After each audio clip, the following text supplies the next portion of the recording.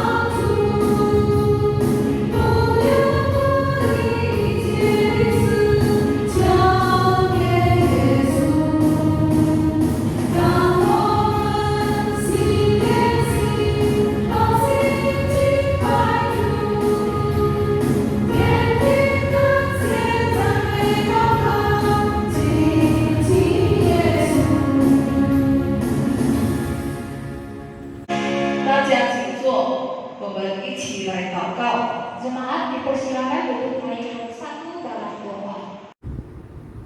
Bapa yang berkata dalam kata Kerajaan Surga, kami bersyukur pada saat ini kami boleh melakukan dan melaksanakan ibadah di hadapan ya Tuhan. Berkati kami kiranya melalui ibadah ini ya Bapa, sehingga yang dipermuliakan. Dalam nama Tuhan Yesus kami sudah berdoa dan mengucap syukur. Amin. 在圣洁的神面前，我们以谦卑的心来认罪祷告。首先，我们来唱的大声一样。 Di hadapan Tuhan yang Maha Kudus, marilah kita rendah hati mengakui dosa. Sebelumnya, marilah kita puji Tuhan dengan pujian tetap setia.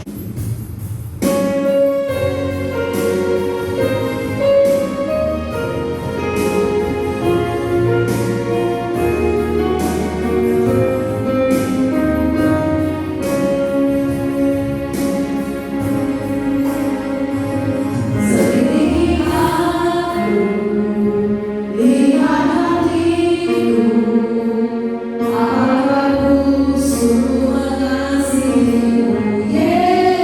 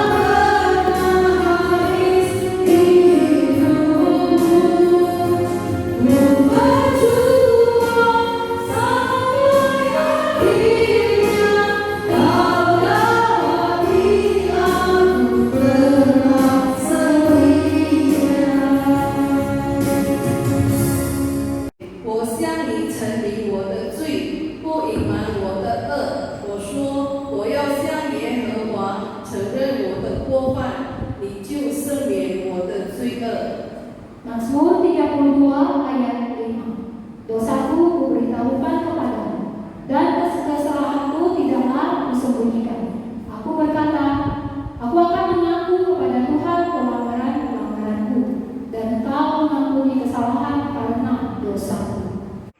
Jemaat yang terkasih di dalam Tuhan, sebelum kita mengakui dosa dan pelanggaran kita di hadapan Tuhan, saya persilakan jemaat untuk mengambil waktu untuk mengakui dosa dan pelanggaran kita di hadapan Tuhan.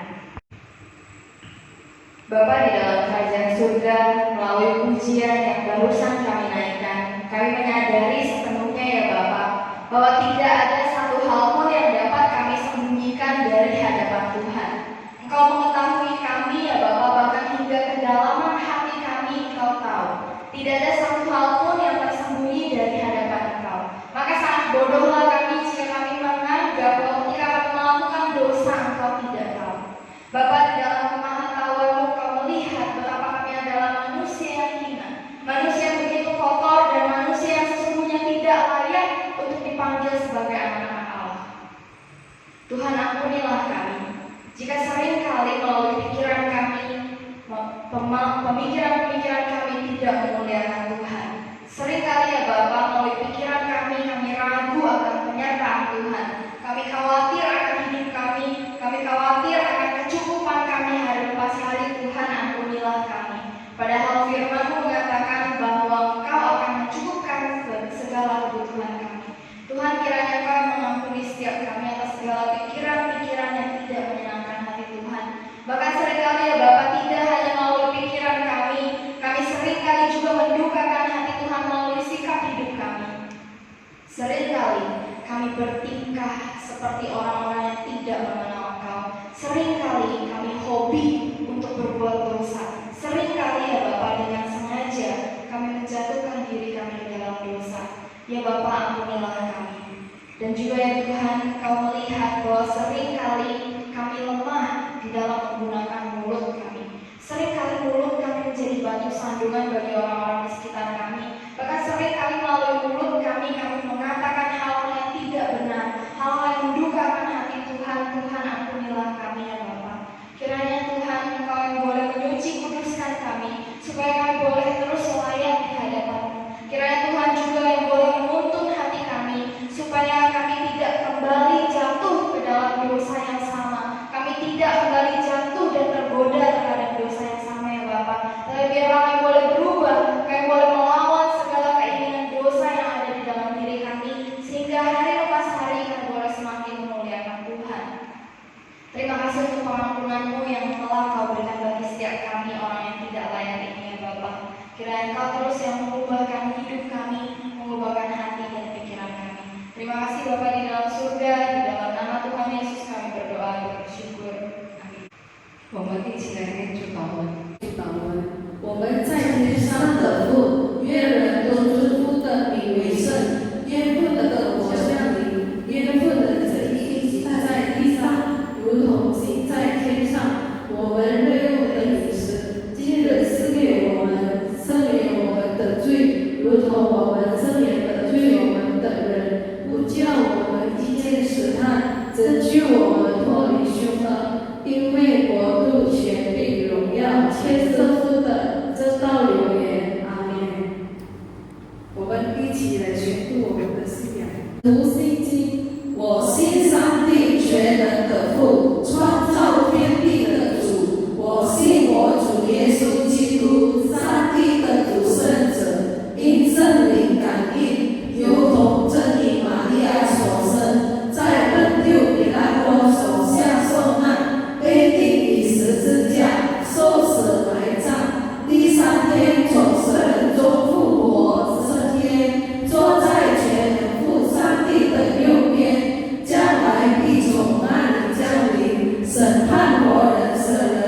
我信圣灵，我信圣而过的教会，我信圣徒相通，我信罪的赦免，我信身体复活，我信永生。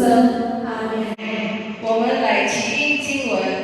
Mari kita respon soalnya. 诚心侍奉主，你们做仆人的要居他长进，用诚实的心听从你们肉身的主人，好像听从基督一般。不要站在眼前设奉，像是讨人喜欢的，要像基督的仆人，从心里遵行神的旨意，甘心侍奉，好像服侍主，不像服侍人，因为晓得个人所行的善事，不论是为母的，是世俗的，都必按所行的得主的赏赐。Dengan kesungguhan hati melayani Tuhan. Hai hamba-hamba, taatilah Tuhanmu yang di dunia dengan takut dan gentar, dan dengan tulus hati, sama seperti kamu taat kepada Kristus. Jangan hanya diharapkan mereka saja untuk menyenangkan hati orang, tetapi sebagai hamba-hamba Kristus yang dengan segenap hati melakukan kehendak Allah. Dan yang dengan rela menjalankan pelayanannya seperti orang-orang yang melayani Tuhan dan bukan manusia. Kamu tahu bahwa setiap orang, baik hamba maupun orang merdeka, kalau ia telah berbuat sesuatu yang baik, ia akan menerima balasannya dari Tuhan. Romeo Song.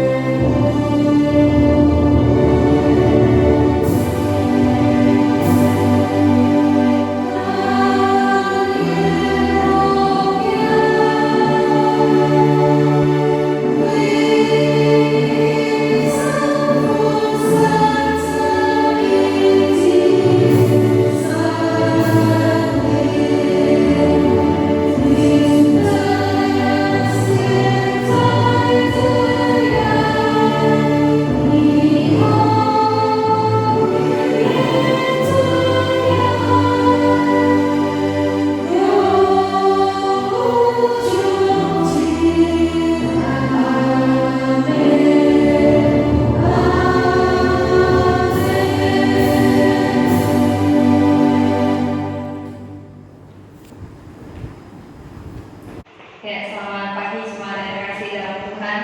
Pagi, ya saya harap kita semua yang ada di rumah juga yang dimanapun berada dalam keadaan baik-baik saja dan kita semua sehat selalu. Hari ini kita akan bersama-sama merenungkan kebenaran firman Tuhan, tetapi sebelumnya mari kita bersama-sama berdoa. Bapa di dalam kerajaan surga, di dalam segala kekurangan dan keterbatasan kami rindu diperbaharui oleh kebenaran firman Tuhan. Kami rindu kembali merenungkan dan menikmati kebenaran firman Tuhan di dalam hidup kami ya Bapa. Hari ini jika Engkau masih menyediakan kesempatan bagi kami untuk boleh mendengarkan firman Tuhan dalam kondisi yang sehat dan baik, itu semua adalah anugerah yang datangnya daripadamu dan harus selalu kami ingat dan kami syukuri ya Bapa. Hari ini juga terlebih jika kami boleh mendengarkan firman Tuhan tanpa ada gangguan sama sekali. Tuhan, kami bersyukur atas itu. Kiranya waktu kami mendengarkan firman Tuhan, Engkau berbelas kasihan kepada kami, menjaga hati dan pikiran kami, dan mengizinkan kami untuk boleh fokus kepada kebenaran firman Tuhan. Jangan biarkan ketika kami mendengarkan firman Tuhan, pikiran kami kemana-mana, tetapi biarlah pikiran kami dapat fokus hanya kepada Tuhan. Tuhan yang menolong setiap kami, Tuhan yang menolong hamba-Mu yang lemah dan penuh dengan kekurangan. Kiranya Tuhan berbicara melalui hamba-Mu dengan kebenaran firman Tuhan yang sudah dipersiapkan. Terima kasih Bapa, di dalam nama Tuhan Yesus kami berdoa dan bersyukur. Amin. Ya saudara, hari ini kita akan sama-sama belajar tentang satu tema yang diberikan kepada saya, yaitu adalah melayani Tuhan dan melayani sesama. Untuk itu mari kita bersama-sama membuka di dalam Roma pasal 12 ayat pertama dan ayat yang ke-9. Kita akan membaca dua ayat ini, Roma pasal 12 ayat 1 dan ayat 9. Saya akan membacakannya untuk kita semua. Roma pasal 12 diberikan judul persembahan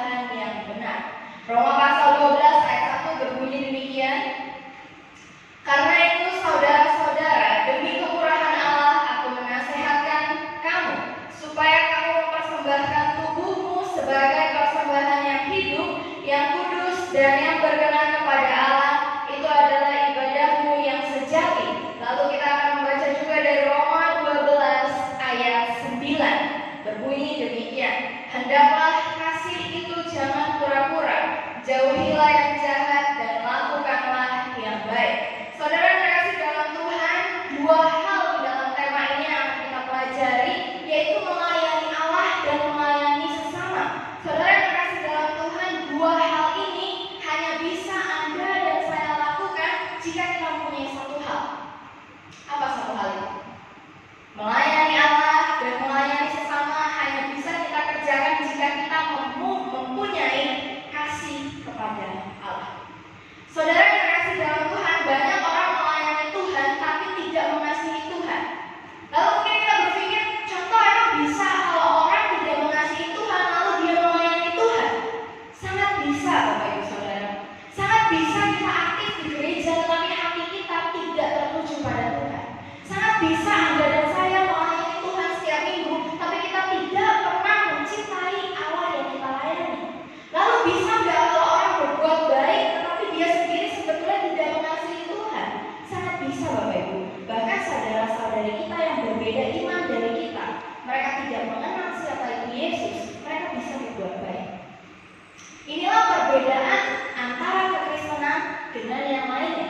Kalau orang Kristen bisa melayani Tuhan dan bisa melayani sesamanya, itu dasarnya hanya satu, yaitu adalah kasih kepada Allah. Jadi kita melayani Allah bukan karena saya senang melayani Tuhan, tapi karena saya tahu Tuhan mengasihi saya. Jadi fokusnya beda Bapak Ibu. Kalau kita melayani Tuhan karena saya senang melayani Tuhan, suatu saat kita bisa nggak senang. Nggak senang karena apa? Mungkin kita menemukan pelayanan yang menyebalkan. Kalau dasar kita melayani Tuhan itu bukan kasih Tuhan, pelayanan kita tidak akan bertahan lama. Mungkin bisa bertahan lama, tapi tidak menjadi berkat bagi kita. Karena fokusnya bukan Tuhan, tetapi diri kita sendiri. Nah, jadi Bapak Ibu yang kasih dalam Tuhan, sekali lagi, kalau kita mau melayani Tuhan dan melayani sesama, itu dasarnya hanya satu, yaitu kasih Allah. Tapi sayangnya Bapak Ibu, manusia zaman sekarang itu mempelajari kasih yang tidak sesuai dengan kebenaran firman Tuhan. Kasih seperti apa yang dipelajari manusia zaman sekarang? Kasih yang transaksional. Saya sudah mengasihi Anda, Anda harus mengasihi saya. Saya sudah memberi kepada Anda harus memberi kepada saya. Inilah kasih yang dipelajari manusia di dalam dunia ini. Kasihnya sistemnya transaksi, harus berbalik. Kalau saya mengasihi kamu lalu saya tidak mendapatkan untung, saya gak mau. Kalau saya mengasihi kamu tapi saya tidak mendapatkan pujian, saya gak mau. Berapa banyak Bapak Ibu orang di zaman sekarang yang mau berbuat baik asal dapat pujian? Kita susah untuk berbuat baik di tempat yang tersembunyi, di mana hanya Anda dan Tuhan yang tahu. Itu sulit. Tapi kalau orang ditantang berbuat baik di depan umum, semua mau. Karena semua orang melihat dan semua orang bisa mengatakan bahwa saya adalah pribadi yang baik. Karena saya berbuat baik dan banyak orang melihat. Tapi kalau kita berbuat baik di tempat yang tersembunyi, orang tidak ada yang melihat. Itu menjadi tantangan tersendiri bagi Anda dan saya. Bapak Ibu yang terkasih dalam Tuhan, sistem kasih dunia ini selalu transaksi. Bahkan kalau anak-anak muda zaman sekarang itu ada satu istilah friend with benefit. Jadi saya mau jadi teman kamu kalau ada benefitnya, kalau ada keuntungan buat saya. Tapi kalau nggak ada keuntungan yang buat saya, baik secara emosional atau secara finansial, saya nggak mau jadi teman kamu. Jadi mereka ini biasanya datang ya kalau ada maunya, kalau ada butuhnya. Ini yang dinamakan kalau anak-anak muda zaman sekarang tuh friend with benefit ya, palsu. Teman-teman yang palsu, teman-teman yang datang kalau ada maunya doang. Ini kasih yang diajarkan kepada kita dan kepada anak-anak remaja pemuda di zaman sekarang. Lalu yang kedua, kasih model apa lagi yang diajarkan oleh dunia ini Bapak Ibu? Bapak Ibu yang kasih dalam Tuhan, kalau dulu waktu saya SD atau waktu saya SMP, itu kalau naik kendaraan umum, biasanya papa saya tuh suka pesan satu hal, hati-hati sama orang yang pakaiannya begini. Karena bisa jadi dia copet. Ya enggak? Hati-hati ya kalau kamu naik kendaraan umum, naik kereta api, naik bus, hati-hati dengan orang yang misalnya pakaiannya tuh kayak preman ya. Hati-hati dengan orang yang bertato. Karena bisa jadi dia tuh penjahat atau bisa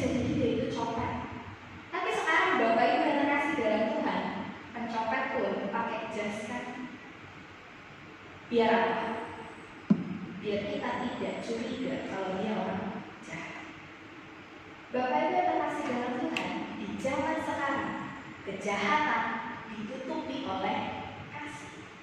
Banyak orang pura-pura baik, tujuannya untuk memanfaatkan orang lain.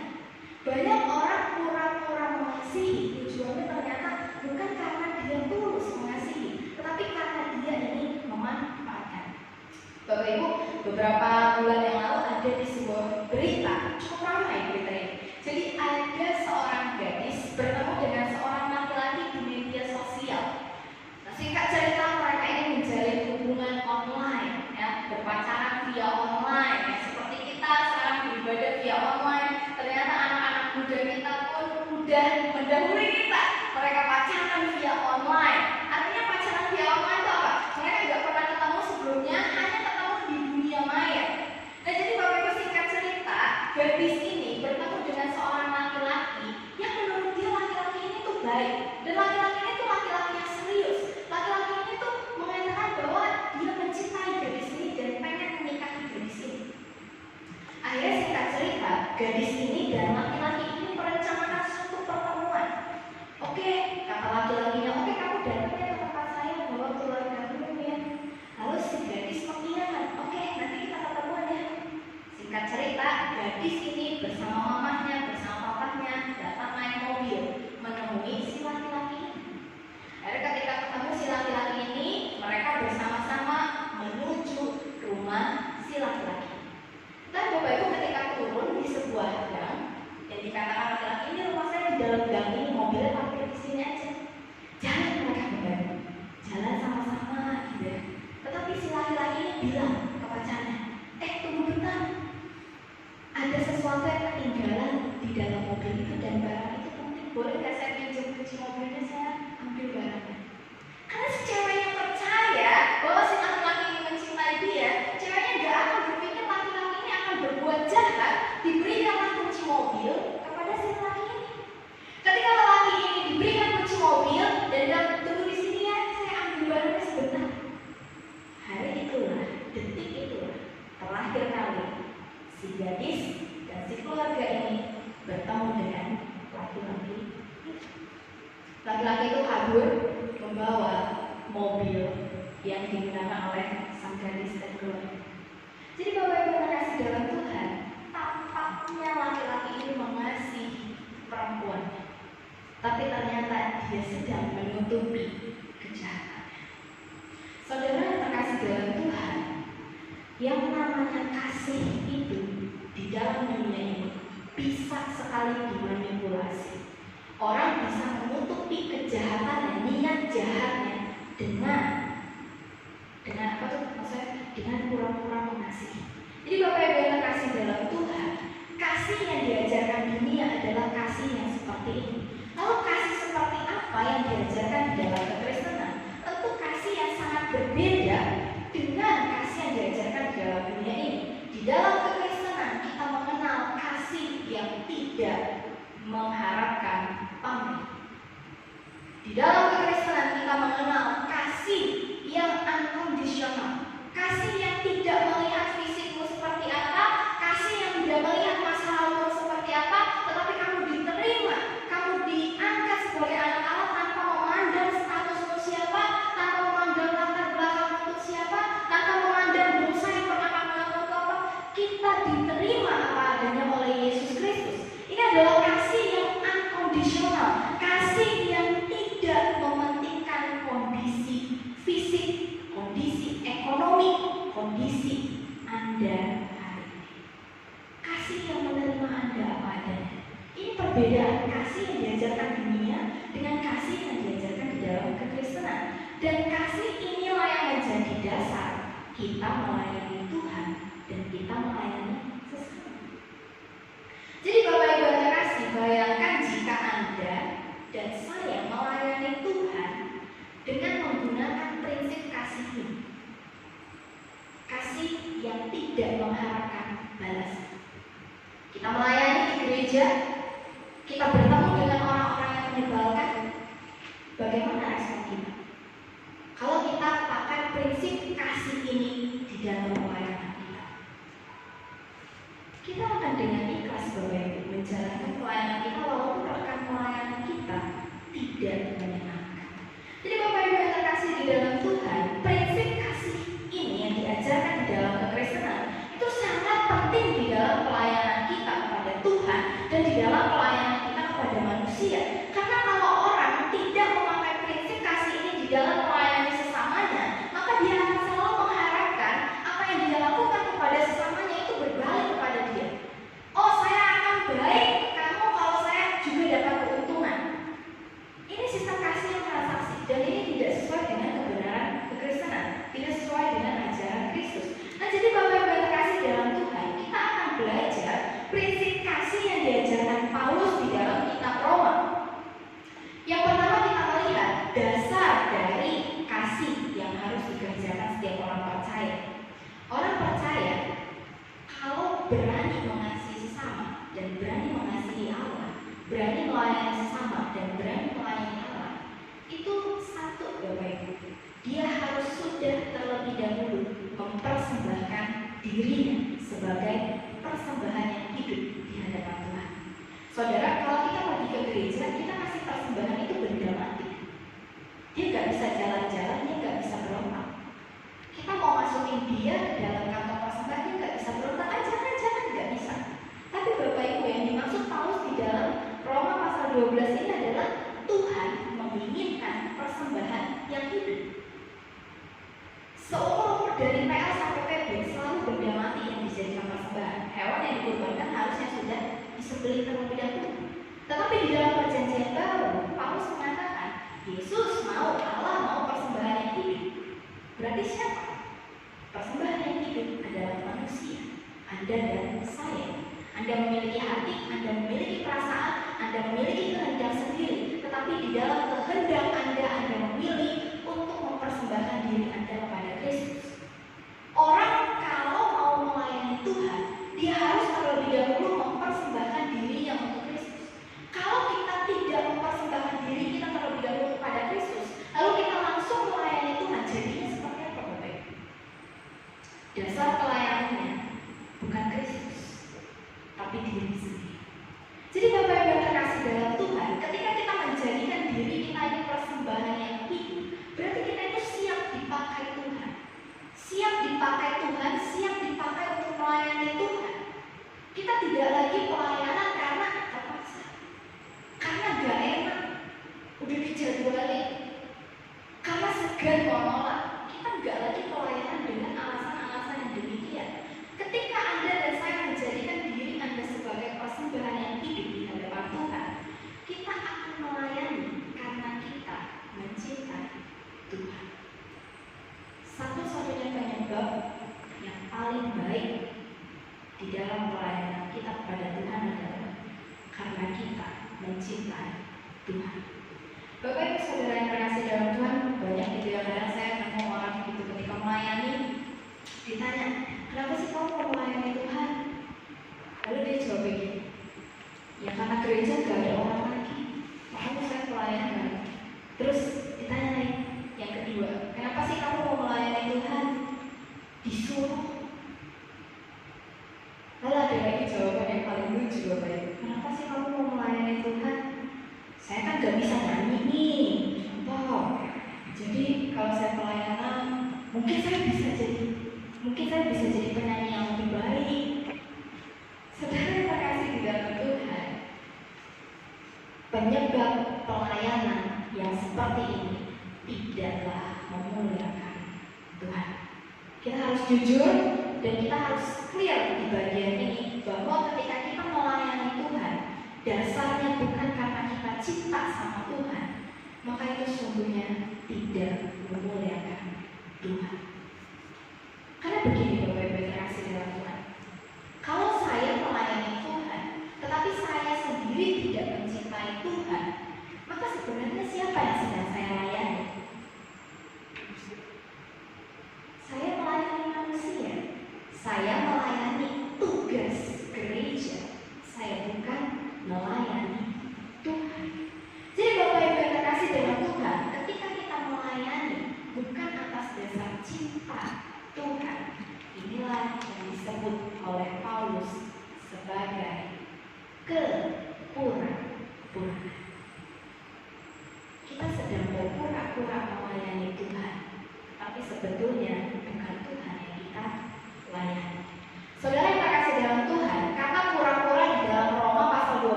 menutup-nutupi tujuan sebenarnya dari pelayanan kita, menutup-nutupi banyak hal dari orang-orang di sekitar kita. Jadi Bapak Ibu yang terkasih dalam Tuhan, kata pura-pura ini artinya itu kita sedang mengenakan topeng. Ketika kita melayani, kita sedang mengenakan topeng. Ketika kita mengasihi sesama kita, jangan-jangan kita sedang mengenakan topeng. Inilah yang dikatakan Paulus, hendaklah ketika kamu mengasihi, jangan pura-pura, jangan pakai topeng. Ketika kamu mau mengasihi Tuhan dan ketika kamu mau mengasihi sesama, kalau kamu mau mengasihi Tuhan dan mengasihi sesama, lepas dulu topengmu. Kasih itu gak boleh pura-pura, kasih itu gak boleh pakai topeng. Itu harus berasal dari hatimu yang tulus dan jujur di hadapan Tuhan. Nah, jadi Bapak Ibu terkasih dalam Tuhan, kalau kita selama ini melayani Tuhan, berbuat baik kepada sesama kita, mari kita sama-sama menyelidiki dan mengoreksi hati kita masing-masing. Ketika Anda dan saya melayani Tuhan, mari kita jujur di dalam diri kita sendiri. Pelayanan kita ini untuk siapa? Dasarnya itu apa? Kenapa hari ini saya mau melayani Tuhan? Kenapa Anda dan saya hari ini mau datang ke sini untuk melayani Tuhan? Kenapa kita mau setia melayani Tuhan? Alasannya apa, Bapak? Mari kita secara jujur menelanjangi alasan dibalik pelayanan kita, alasan dibalik perbuatan-perbuatan baik kita. Karena ketika kita tidak pernah membongkar hati kita, karena ketika kita tidak pernah jujur dengan diri kita sendiri, bisa jadi Bapak Ibu kita selama ini sedang mengenakan topeng. Topeng yang seharusnya dilepaskan, topeng yang seharusnya dibuang, topeng yang seharusnya tidak perlu ada di dalam kehidupan kekristenan. Karena orang Kristen itu tidak diajarkan untuk mengenakan topeng, Bapak Ibu. Orang Kristen diajarkan mengasihi dengan tulus, seperti Yesus telah mengasihi dengan tulus. Itulah yang diajarkan kepada Anda dan saya. Jadi Bapak Ibu yang terkasih dalam Tuhan, ketika Anda dan saya melayani Tuhan dan melayani sesama, yang harus kita lihat pertama kali adalah hati kita di mana. Penyebab kita melayani itu apa? Kalau selama ini kita mendapati, waduh ternyata iya ya saya pelayanan ini pura-pura, saya ternyata memuliakan diri saya sendiri di dalam pelayanan saya. Apa yang harus kita lakukan, Bapak? Yang harus kita lakukan adalah memohon ampun pada Tuhan. Yang harus kita lakukan adalah berubah dan bertobat. Lagu tadi, lagu selidiki aku dan lihat hatiku. Hanya Tuhan bukan yang dapat melihat hati kita. Hanya Tuhan yang dapat mengetahui kedalaman isi hati Anda dan saya. Ketika Anda melayani Tuhan, orang hanya melihat penampilan cara Anda melayani di depan. Tetapi Tuhan melihat jauh ke dalam hati dan pikiran kita.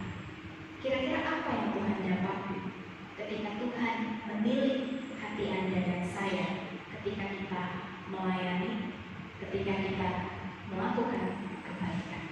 Mari kita sama-sama jadikan firman Tuhan hari ini sebagai perenungan kita. Hendaklah kita mengasihi sesama dan mengasihi Allah tanpa kepura-puraan. Mari kita bersama-sama berdoa. Surga, terima kasih Tuhan jika hari ini kami boleh sama-sama belajar tentang bagaimana sikap hati kami ketika kami melayani Tuhan dan ketika kami melayani sesama.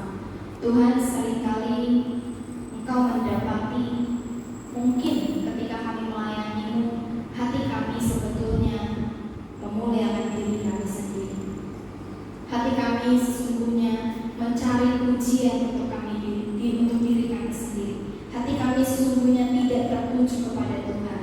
Bahkan ketika kami berbuat baik ya Bapak pada sesama, Engkau mungkin sering kali mendapati bahwa hati kami sesungguhnya mengharapkan imbalan dari kebaikan kami.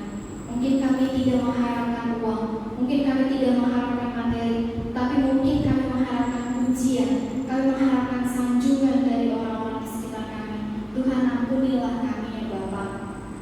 Melalui firman Tuhan hari ini, kami diajak untuk mengenal dan menyelidiki hati kami. Kiranya Tuhan, ketika kami mendapati hati kami begitu kotor, Tuhan, basuhlah hati kami, dan bantulah kami untuk boleh bertobat. Tuhan, tolonglah kami supaya kami boleh berubah di dalam kami melayani Tuhan dan di dalam kami melayani sesama kami. Biarlah semua itu didasari atas kasih kepada Tuhan, atas kecintaan akan Tuhan. Maka ya Bapa, jika selama ini kami melayani Tuhan tanpa mengasihi Tuhan, ampunilah kami. Jika selama ini kami berbuat baik tanpa mengasihi Tuhan, ampunilah kami ya Bapa. Kami rindu Tuhan menolong setiap kami. Kami rindu Tuhan mengubahkan setiap kami, termasuk hamba-Mu yang lemah dan penuh dengan kekurangan. Terima kasih ya Bapa, di dalam nama Tuhan Yesus kami berdoa. Amin. 我们一起来唱诗，真心侍奉，来回应上帝的话。 Marilah kita memuji Tuhan dengan pujian melayani lebih sungguh. Meresponi firman